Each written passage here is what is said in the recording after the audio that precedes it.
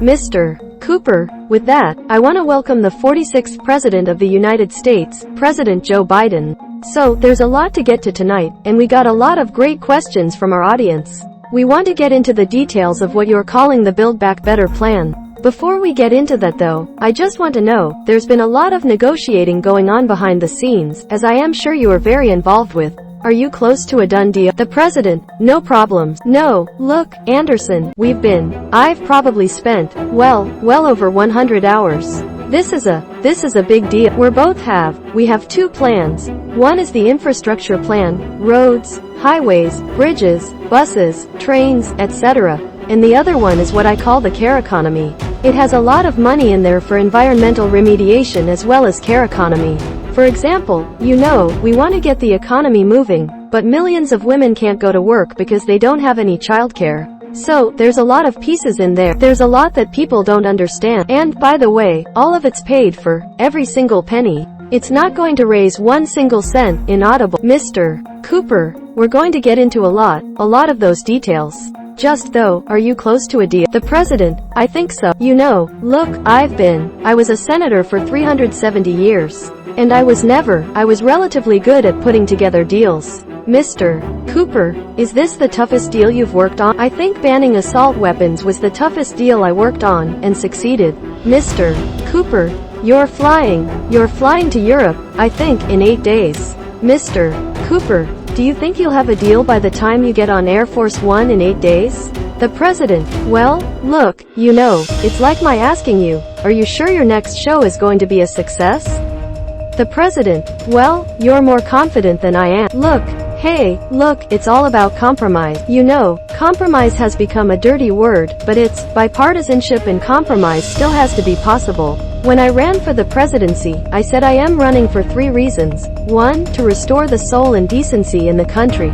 2, to build the middle class and the working class so we build from the middle out. And 3, to actually unite the country. And everybody has been saying, well, that's crazy. You can't do it. If we can't eventually unite this country, we're in deep trouble. Mr. Cooper, bottom line, do you think you will get a deal? The President, I do think he'll get a deal. Mr. Cooper, alright, let's get some. Let's go to the audience. He's the coordinator at the Applied Liberal Studies program at Morgan State University. The President, Morgan State. The President, alright, ma'am. So, my wife and I have 2 young boys, Arthur and Teddy. However, the cost of childcare is nearly double our mortgage. We want to have more children, but even though we earn a good salary now, childcare is so expensive. So how will this new infrastructure plan help middle-class families pay for childcare? The President, well, let me ask you, how old are your kids? 3.5 and 6 months old. The President, God love you. Well, look, there's 2 pieces. There's the childcare, having someone take care of your child while you are working, while you and your wife are working. Under this proposal I have, no one will have to pay, unless you are making more than, individually, you're each making over 300 grand minus $150,000 apiece.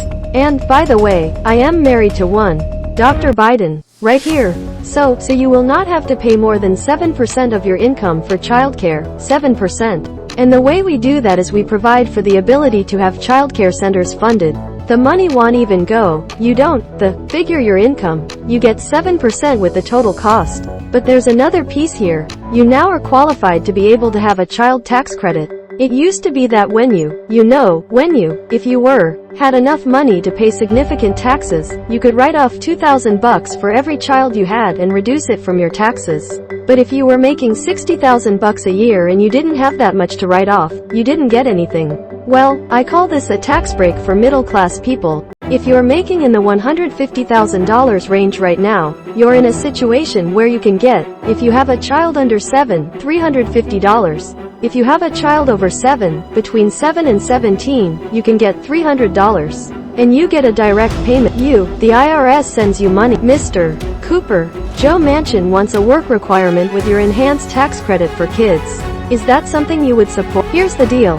All these people are working anyway. And, by the way, why should somebody who is not working and has $1 million trust fund, why should they get the benefit? And someone making 60 grand and not working, but staying home, why should they not get anything? Mr. Cooper, You're also proposing, for the first time ever, federal paid parental leave. But this is in your proposal. How much time off would parents actually get under your proposal? Because at one point, you talked about 12 weeks. Now there's reports it's down to maybe 4 weeks. The president, yeah, it is down to 4 weeks. And the reason it's down to 4 weeks is I can't get 12 weeks. But, look, here's the deal, guys. How many people do you know, not a joke, or maybe yourself, have had a circumstance where you are working like the devil? You're making $7 an hour, $15 an hour, or $20 an hour, and you have a child that's sick at home, or you have a mother or a father, husband and wife, son or daughter, and you need to stay home to help them. And it does not hurt the business at all. The business isn't paying for it, the federal government is paying for it. It's a little bit like, as I said, a tax cut for people who are not able to otherwise take care of their families.